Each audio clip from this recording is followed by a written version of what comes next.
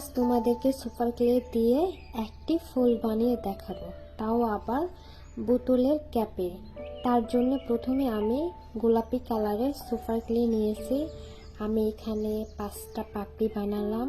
তারপর ক্লের ব্রাশ দিয়ে আমি 5টা পাপড়িতে আঁকা করে নিলাম। তারপর কমলা কালারের ক্লে নিলাম, একটি গোল করে নিলাম, নিয়ে পাপড়ির মাঝখানে জয়েন্ট করে দিলাম। এখন এই সাদাটা দেখতে পাচ্ছ, এইটা কিন্তু কটন নিয়েছি। সাইড থেকে তোলাগুলো আমি সরিয়ে নিয়েছি। এই তো আমি ডাঁটা বানিয়ে নিলাম। এখন আমি একটা পাপড়ি বানাচ্ছি, হাতের সাহায্যে একটু চাপ দিয়ে ওই ব্রাশ দিয়ে আঁকা করে নিলাম। এই তো 2টা পাপড়ি হয়ে গেল। এইটা এখন আমি আটা দিয়ে জয়েন্ট করে নিব। ডাঁটা জয়েন্ট করা শেষ। এখন আমি পাতাগুলো জয়েন্ট করে নিচ্ছি। আমি 2টা পাতায় জয়েন্ট করে নিয়েছি। আর এখানে যেই ক্যাপটা দেখতেছো, এটাও একটি বোতলের ক্যাপ।